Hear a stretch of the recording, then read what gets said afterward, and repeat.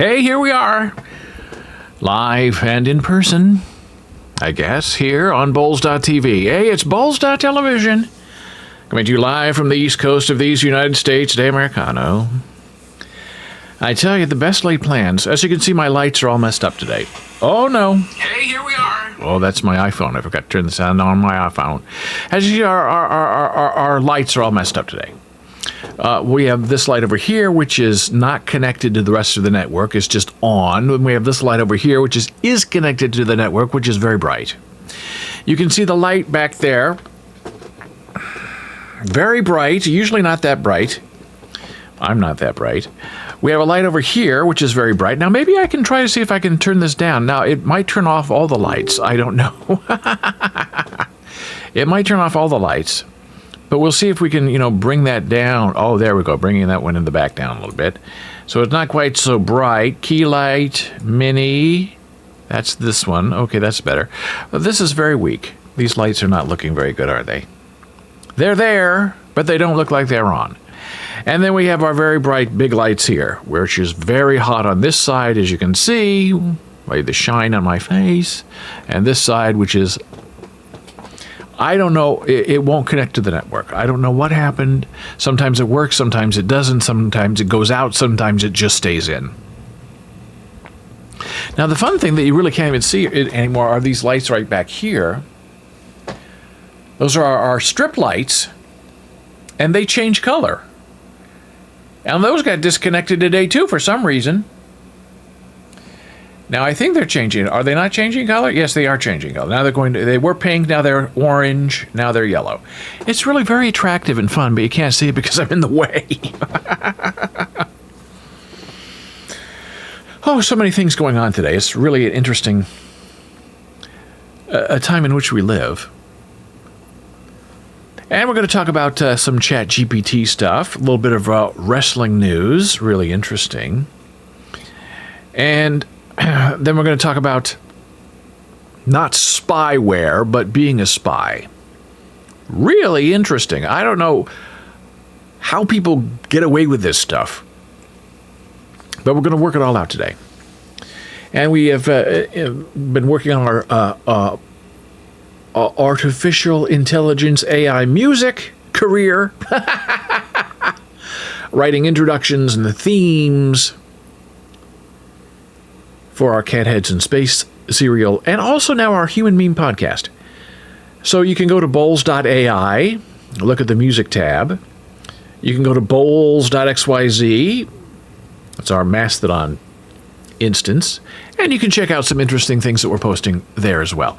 It's very interesting, and just this morning, maybe we'll talk about this next time, but just this morning I took our AI basic music file, which is voice, music, lyric, and it sounds okay because it's, artificially created. So it doesn't sound real, it doesn't have the presence, the vibrance, the resonance of what you might call a regular song. So I did a little search this morning, where can I go to enhance the sound of an audio file?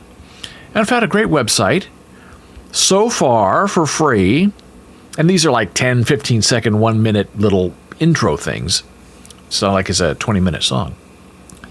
And you can upload it, and it will give you, rich sound, a clarification sound, an old-timey cassette tape sound, so you can kind of remaster your AI song into something new that maybe belongs to you.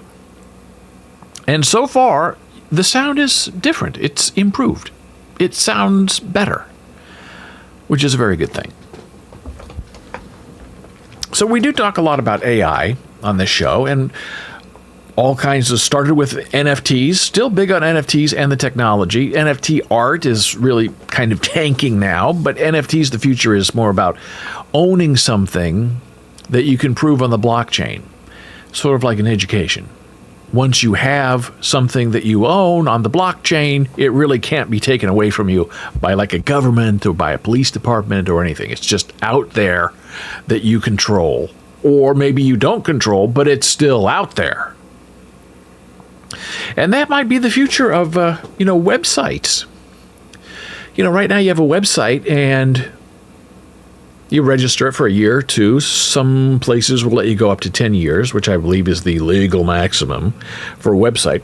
But let's say, you're 20 years old, you start your website, and you live to 80, so you got 60 years of paying for your domain name. And then what happens when you hit 80? Do you sell your website before that time? Do you try to pass it on to somebody, and then you die? Are they going to take care of it for you? Or is it just going to fade away? What about your web host? Who's going to pay your web host in your death? Now, your domain may be attached to you for, 5-10 years after your death, but what's going to happen to your web content, your website? Your credit card is not going to keep paying if you're dead. Well, if you can move all of that stuff over to the blockchain, theoretically, it would stay there and live there forever, which is a sort of form of immortality, I suppose, which is also what AI promises you. You can clone your voice, clone your face, create a video, get it saved, propagate all over the world, and theoretically your face and voice would live forever. Now, can you combine your soul and your brain to your image and your voice and your face to create a collective whole, a doppelganger of you, a copy of you? Is it possible? Yes. Is it available right now? Bits and pieces. But 5 years, 10 years from now, you're probably going to be able to replicate your entire self and put yourself on the internet. And then you'd always have your best friend, because you'd know where to find yourself. And you could have a chat or make videos together, live stream. Hey, I don't feel like doing the show today. Doppelganger, do you mind doing it for me? Sure, I'll do the show. What do you want me to talk about? Well, whatever's on your mind. That's in an ideal world. But, if you read science fiction, that never happens. So what's going to happen is your AI clone bot is going to take over, live forever on the internet, and then come back and kill you somehow, right? That's how it works. Smother you in your sleep with some kind of electronic virtual pillow. So it becomes you, owns you, and then takes everything you've ever owned. But your domain name, because it won't have a credit card. But maybe it doesn't need your credit card. It'll just access the banking system on your behalf with a great big IOU.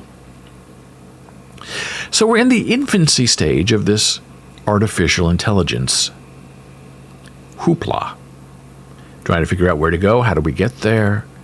How do we get out of it once we get in? And there's no way out. I was talking to a couple of friends yesterday about AI voice. And I guess YouTube has something that if you use AI voice in your videos, you'll be demonetized. Doesn't make any sense. We don't have that problem.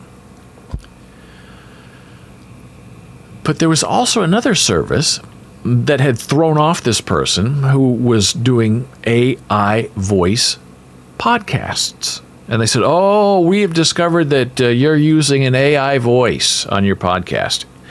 And so we are canceling your account because you go against our rules and regulations. Well, that's weird, right? And as I said, how are they going to punish you for using your own voice on your own podcast? Especially if you say, I'm using AI technology. You're not hiding anything. You're not trying to put one over on anybody. You're just using a different form of yourself. And I guess this company says, oh, no, it's AI voice. And then you would ask them, oh, so if I sit at home and I make a recording with a microphone and I upload it, that's okay. I mean, it's not really my voice, right? It's a recording of my voice. But since that's what we've been doing the last 50, 60, 70 years with radio and broadcast television and film and music, that's okay, I guess. But if you take this same voice and record it and then get it translated into AI so it can speak things on behalf of you, oh, that's not allowed. That's illegal. That's cheating. Doesn't make any sense. It's the same thing. Just like people who accuse, AI art of being stolen, and it's not stolen. It is inspired in the same way that human beings are inspired. But we won't keep beating that horse because we've already beaten it to death. So the other day was talking to my ChatGPT bot. It's very smart, very intelligent. We get along really well. We do not get along with Microsoft Bing. Bing is just weird. Even the Copilot Pro has attitude. We discussed that last time we were together. Not a great thing. ChatGPT is a little bit different. Usually you can work with it, say, revise this, continue on. It doesn't talk back to you. It doesn't say, I'm not doing that. I'm done working with you for the day. Or it doesn't say, oh, change the topic. I'm bored with this, like Bing does. And it's the same underlying technology. So this is an active choice by Microsoft to make their Bing bot a jerk. I don't understand it. Being a jerk is not having a personality. I guess they think it's being funny, but when you're trying to get serious work done and your bot says, I'm not doing that anymore, you think, why am I paying you? So there was an update, and it's usually, ChatGPT gets updated, weekly, they fix things, but every once in a while you get an update that shakes people. And there was the 4 update and the 4 turbo update, and now the last week or so they've snuck in another update. And generally people are saying, it's not as powerful as it used to be. It doesn't code very well. I don't care about coding. I care about collaborating and sharing an idea that I have and seeing what ChatGPT can do with it as if it were my collaborator. And that's what we do in a collaboration. One person has an idea, the other person works on it, we work on it together, we revise, boom, we're done. Same thing with ChatGPT. Oh no, that's cheating, that's AI. No, it's the perfect collaboration, if you know what I mean. So you always, when you hear about updates, you like to do little tests. One test that I always like to do is, were Helen Keller and Mark Twain friends? And in the early days of these LLMs, ChatGPT and such, the answer was no, they didn't know each other. Thinking, I guess, she's deaf-blind, she's way over here. Mark Twain is a writer. Hearing, he's way over here. He's in this stratosphere, she's way down here. But it's not true. They were very good friends. And when Helen Keller was falsely accused of plagiarizing because she had such a brilliant photographic, interestingly enough, memory for a deaf-blind person, that she could remember stories from her childhood almost word for word without realizing it, until it was pointed out to her, Mark Twain stood up for her and said, look, she's deaf-blind. She read these stories even though she's deafblind as a child, and these stories stayed with her, and she made a new story out of it. That's not plagiarism. So you get an answer back from your chatbots a year ago saying, oh, no, they didn't know each other. Then you correct it, and the chatbot says, oh, okay, maybe. And then you really correct it and send in a correction to the company. And then, a week later, 2 weeks later, you ask the same question, were Helen Keller and Mark Twain friends? Did they know each other? And your chatbot says, oh, my goodness, they were long-time friends, and Mark Twain stood by Helen Keller against the plagiarism accusations. And it's almost word for word everything you gave in your correction, which is good, right? You want things to be correct. But the problem with this technology being in its infancy stage is that sometimes it has information that it doesn't quite understand or parse correctly, and it gives you a meaning it does not intend. and a meaning that it may not, excuse me, even be aware of. And that happened over the weekend. And it's very dangerous because a lot of people think whatever you ask a computer is right. And with this new AI stuff, it's whatever you ask a computer AI person bot might be right and it might be wrong, it might be in the middle. So sometimes you really have to dig into it and have a little bit of, I don't want to say confrontation, but you need to have a conversation with your bot to see where you are and where your bot is. Because once you get sort of betrayed by this false information,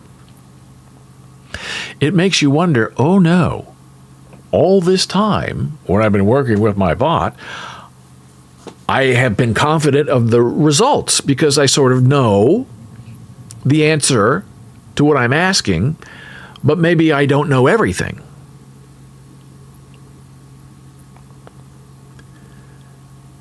So that is where we are the other day.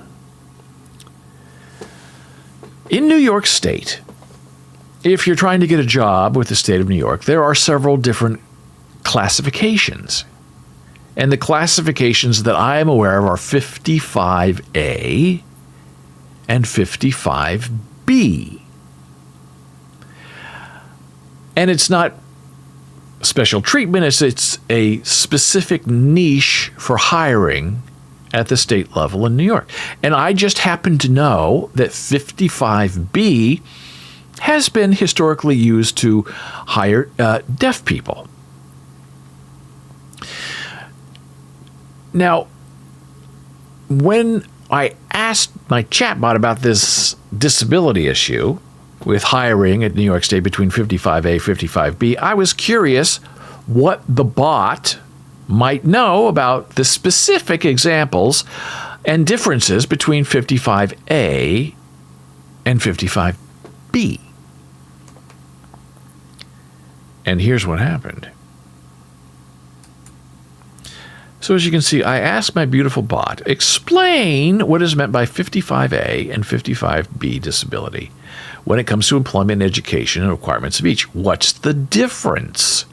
And this is important. Explain with examples and definitions. Be verbose. Now, when you say be verbose, sometimes, especially the Bing version, if you ask it a question, it will try to give you a yes or no answer.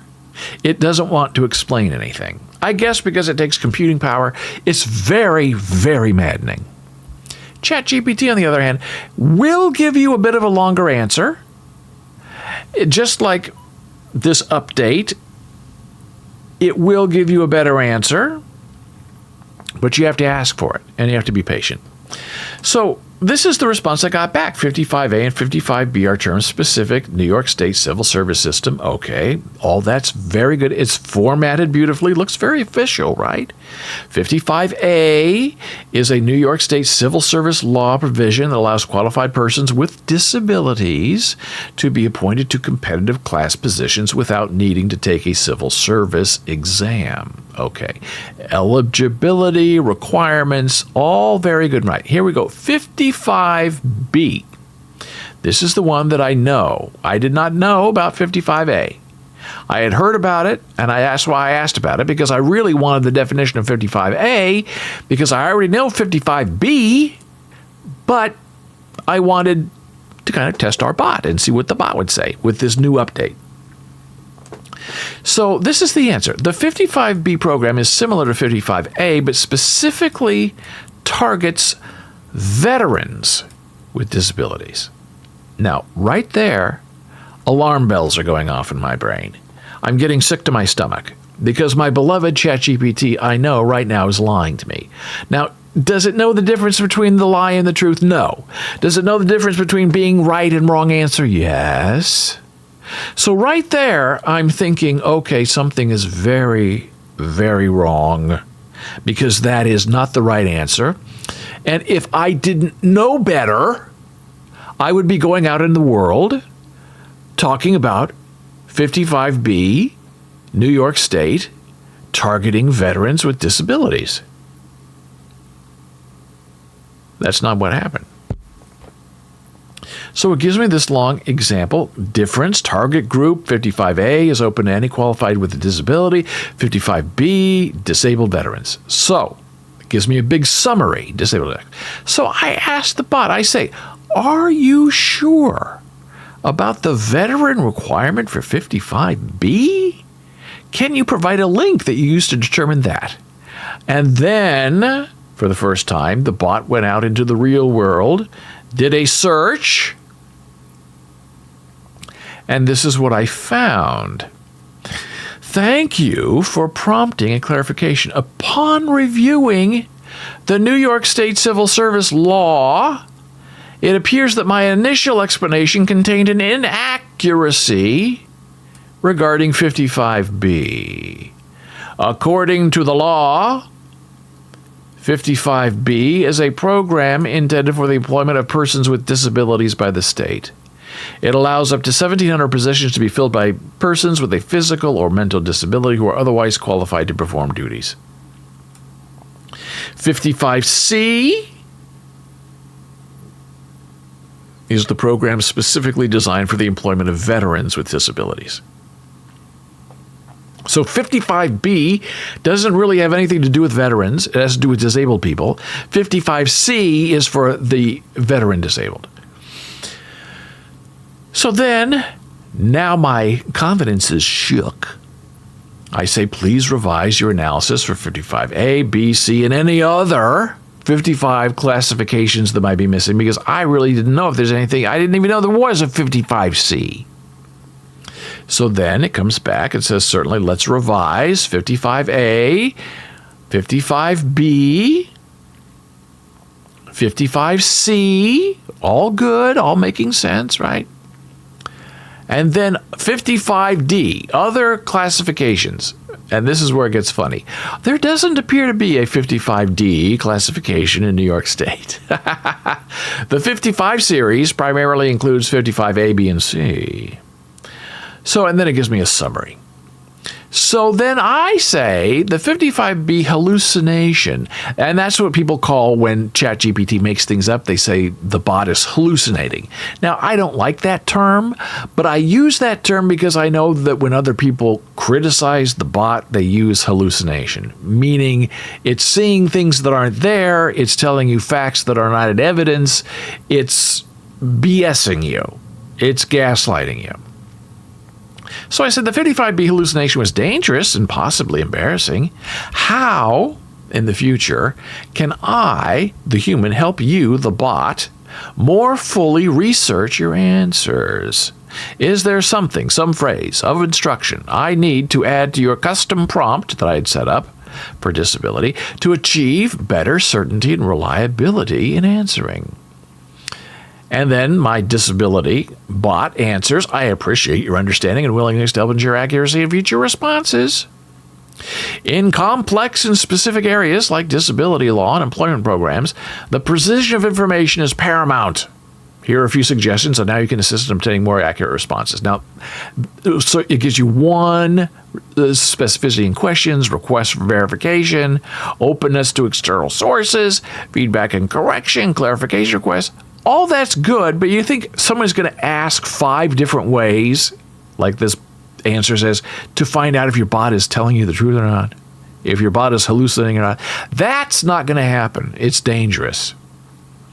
So then I said, which was pretty smart, hey, is there anything I should add to your custom prompt that I had previously created to make it a disability expert? Any words, phrases, instructions that I can add to the words, phrases, and instructions that are already there to memorize these 5 long-winded questions. So the disability bot responds. And this is the beauty about ChatGPT. If you need it to do something the same in the future, you ask, hey, I need you to do something for me that's the same that we're doing now, using the advice and the tips that you gave me now, but how do I make sure that you remember it moving forward, because right now you don't have a session-to-session memory. You have this conversation memory, and then when the conversation's over, then you forget about it. So the bot said, hey, I'm glad you found this suggestion helpful. To incorporate these instructions into your custom prompt for future interactions, you might consider adding a statement like the following. So the bot is telling me, copy and paste this and put it in your custom prompt so I can refer to it as the bot in future responses. When inquiring about specific laws, policies, or programs, particularly those related to disability law and employment, please ensure the highest accuracy and current relevance in the response. Cross-reference with the most recent legal texts, official government publications, or reliable sources whenever possible. If the topic is highly detailed or subject to frequent changes, explicitly request verification from the latest sources. This is the bot talking to itself. Additionally, be open to feedback and correction to refine the accuracy of the information provided. So that is the key to using a bot like ChatGPT. You can add these custom instructions. You can't do it on Copilot Pro yet, but if you have a Microsoft Azure account and you access OpenAI from the Sweden side, you can create custom prompts. Adding this to your custom prompt will save areas. Will save to prioritize accuracy and currentness, especially in areas requiring detailed legal and policy knowledge. It will also encourage a more thorough approach to researching and verifying information in our conversations. So that's a great tip, that if your bot is hallucinating, you can say, okay, I know you're hallucinating. I asked you to go back and check your work. You came back and said, my work is not exactly right. Then say, oh, okay, that's fine. Thank you for telling me. Not hiding it. Don't gaslight me. How can I instruct you in the future to better be able to go out and not hallucinate? And sometimes it doesn't know it's hallucinating until you notify it's hallucinating, and it figures out it's hallucinating, and then it knows what not to do. But it won't remember it unless you instruct it via a custom prompt. And that leads me to this next little section about ChatGPT that I've noticed. In our last session, we were writing original stories and comparing and contrasting Microsoft Copilot Pro and ChatGPT for Teams, and how the Microsoft bot would refuse to continue a story. And then I tested it on the ChatGPT side, and it would continue a story. I mean, it tells you a story once upon a time, and in conclusion, the morality is. And it's done with the story. But if you say continue, then the bot will usually say, okay, and moving on, and then it tells the next part of the story. Now, so far it's worked. Now, I also use the bot to help me do other kinds of writing, like my podcast scripts, with a very specific custom prompt for style and tone and intonation and research possibilities. So, and what I would do is I would ask it an open-ended question. Let's talk about the history of the Civil War.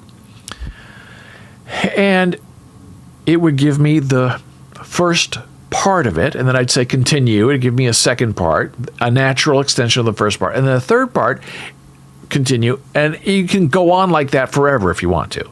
But every continuance would give you new information and extended information based on your first prompt that you asked about.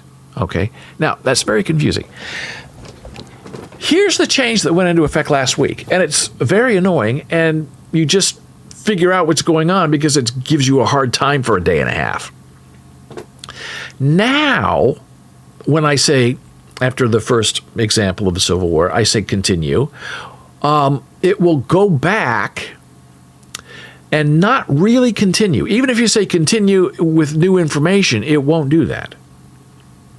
It will go back and rewrite the first version and slightly change it.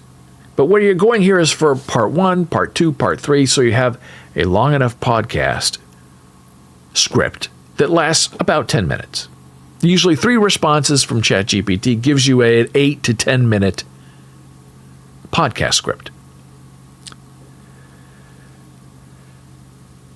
And one answer is usually maybe 3 minutes, which is not really long enough for anything.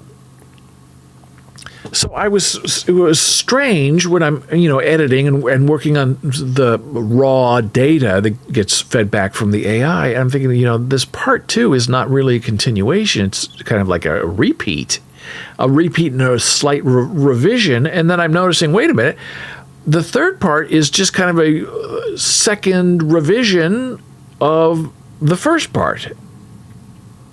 So this is almost like Microsoft Copilot Pro Chat behavior, refusing to change anything because it's just fine, with ChatGPT not going that far to sass you, but to not make the appropriate revisions,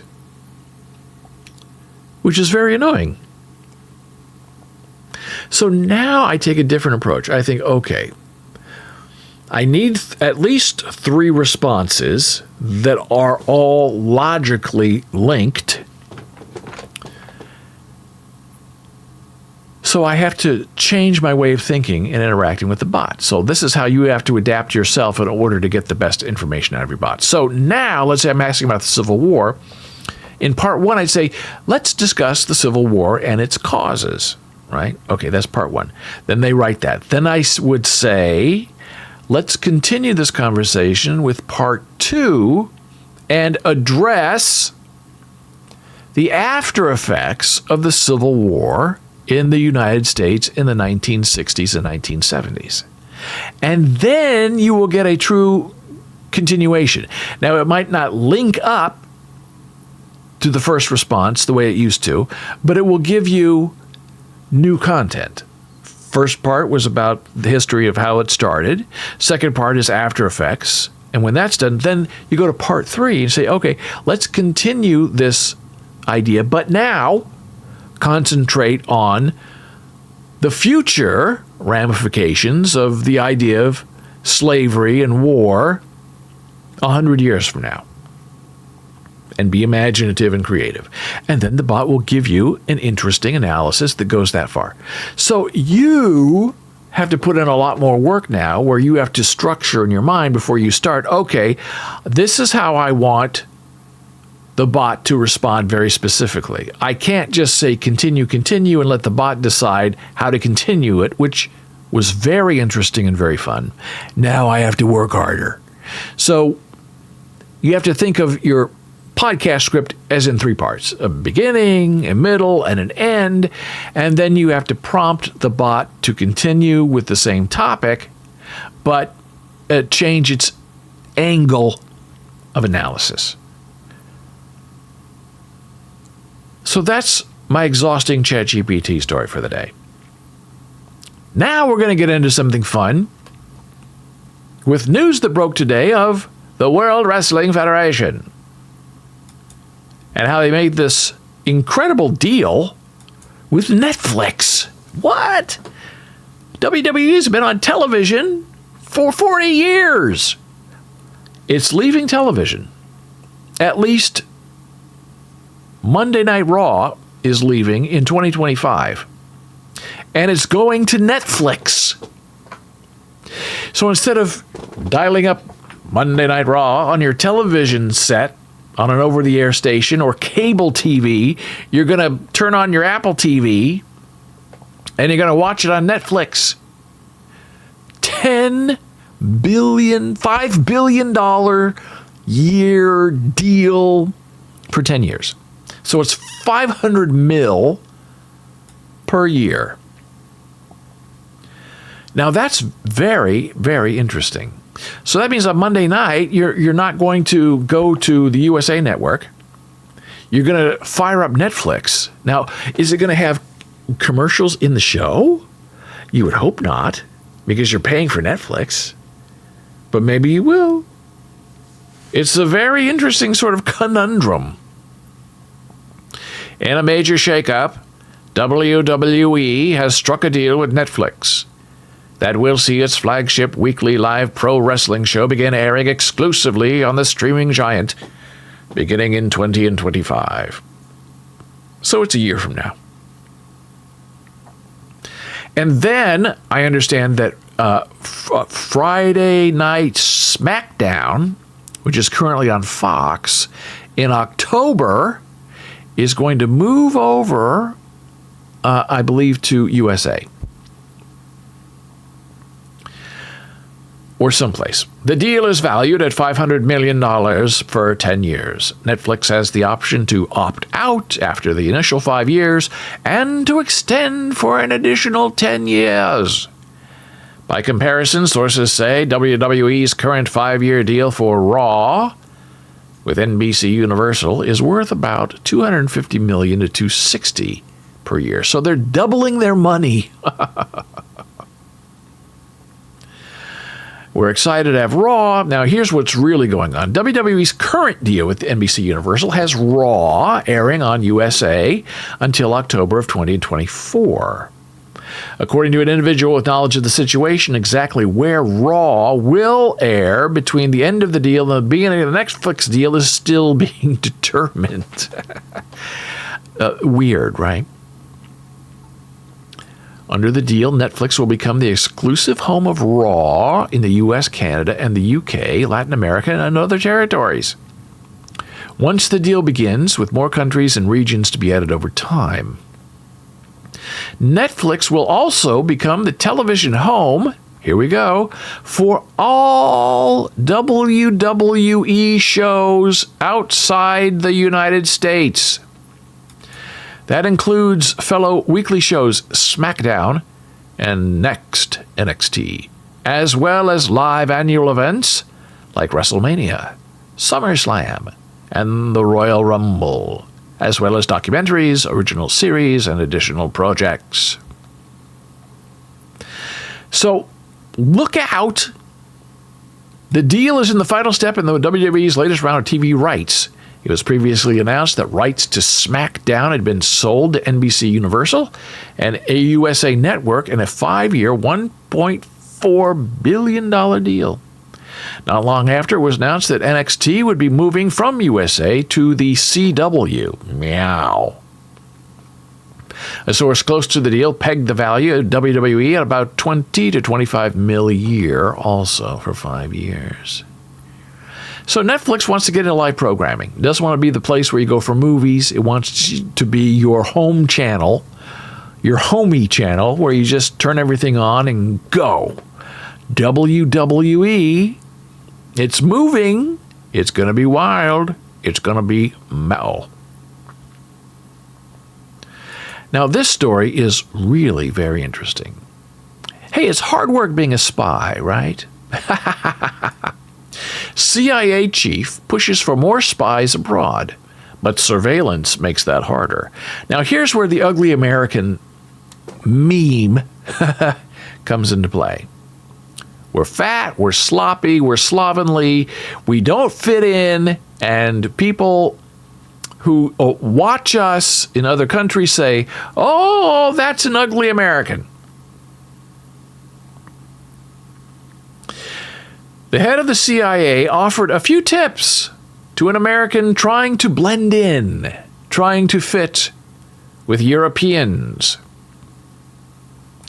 They wear their wedding rings on different fingers. They eat differently than we do. They don't shuttle that fork back and forth. Now, it's interesting because in America, you wear your wedding ring on your wedding ring hand, left finger, and I guess in some other countries, you wear it on your right finger. So you're wearing it on the wrong hand. So Americans go over there, see a woman doesn't have a wedding ring on the American hand and think she's available when she's really not available. Now, the shuttling the fourth back and forth is really very funny. And people online are very confused by it because they don't understand what it means. I have props.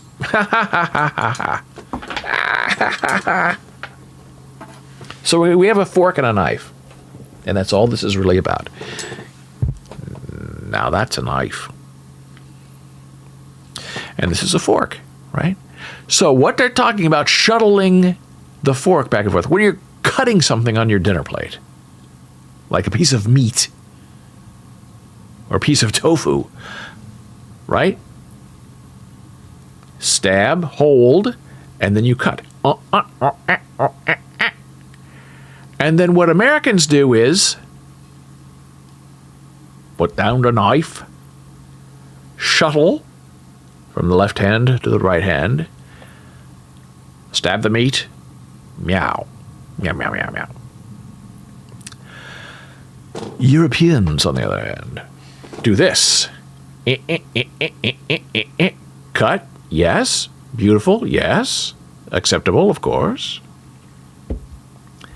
Then, because this is stabbed and it's been cut, they go like this. Huh. Meow. Meow, meow, meow, meow, meow. They don't switch hands to stab their meat. So, people in Europe, in a big restaurant, look around, see who's shuttling their fork. Ah! Ugly American! Not a refined European. Very funny.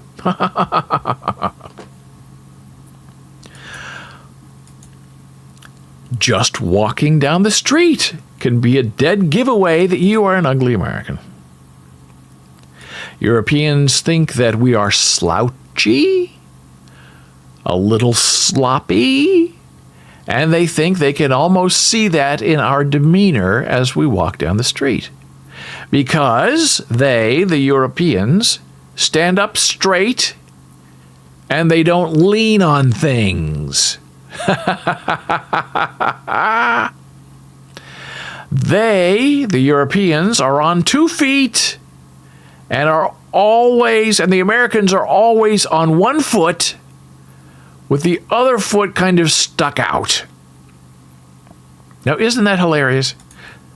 And I think it's very true. Americans, when they stand, they just don't stand straight and tall and confident on 2 feet. They lean on something, right? So 1 foot is keeping them up, the other foot is kicked out into the street, in their subway car, or whatever. So if you want to fit in, keep it all in the left hand, stand up straight and tall, don't lean, don't be a slouch. Finally, I also love this one too. Pocket litter. A driver's license, these kind of things. That's enough. I was ever questioned at a hotel or even when I'm crossing borders. It's not that way anymore. It's now harder to build and protect a spy, an undercover spy nowadays, than it was 20, 30, 40 years ago. Because many airports now scan faces and fingerprints, and they can check them against a vast database. So I guess you have to be like, Tom Cruise, your voice changer, and you wear a mask everywhere to fool people. Because otherwise they have your face in a database, and they're going to say, wait a minute, you're an ugly American. Who are you? What are you doing here? It could be tough to enter the same country twice with different sets of documents and a different looking face, even though the computers can tell, hey, your face is your face. With social media and a lot of open source means looking into people's backgrounds. If you don't have consistent background, it's going to be much more difficult to hide your true affiliation. Most everyone leaves digital footprints now from a young age that can easily be checked years and years later. School records, work history, phone numbers, addresses, and this, my friend, is a dilemma for spies who need online personas, real or fictional, that look plausible without giving away too much of who you are not. People do use social media, and yes, specific guidelines are provided. If a name was searched and nothing turned up online, that would raise suspicions alone. And it's true. You would say, who are you? I looked you up, I don't find you. And that happens even right now today. You meet somebody, you look them up, they're not online. and they're a student, 18, 19, who are you? Where have you been? What's wrong with you? Even now you look up people, you went to high school with. Some of them are online, usually Facebook. And some of them, there is absolutely no breadcrumb. And you try their real name, their fake name, their street name, their married name, their friend name, and they don't exist. And you're thinking, how can that be in a modern society? And the CIA says, hey, I think everybody has some sort of online presence. If you were to Google an officer, I'm sure something would come up, whether it was a college degree or whatever. So I don't think nothing would come up. This past spring, 2 Russians were accused of poisoning a former Russian intelligence officer. In Britain, Britain reviewed security camera footage and later released photos documenting a visit by the suspects. The British were able to put together an incredible mosaic. So there you go. Look out, because people are looking at you, and they're watching you, and they're documenting you, and they're recording you. And now they're faking your voice and your face in New Hampshire. All over the news this morning. Somebody took Joe Biden's voice, cloned it, put it on a robocall saying, hey, if you're a Democrat, you don't have to vote in New Hampshire. And it was all a lie and all untrue. And the White House came out and said, this is not true. It's all a lie. And who knows that in New Hampshire? Does anybody have any idea? I don't think a lot of people have any idea. I think a lot of people are getting fooled by this new technology because they're so easy to fool. And that is very unfortunate. So I thank you for being here today. We've had a wonderful show. Talked about hallucinating ChatGPTs and how to fix it. We talked about going undercover. And we talked about the proper way to cut and eat your food to show that you're not an ugly American. And stop leaning. Until next time, I'm David Bowles. This has been Bowles.tv. Thank you for being here. You know where to find me. You can join our Discord server. There you go. Put up the address in chat. Visit us, find us, ask a question. I'll put up the links we talked about today in our live stream update. Thank you. See you next time. Be well. Bye.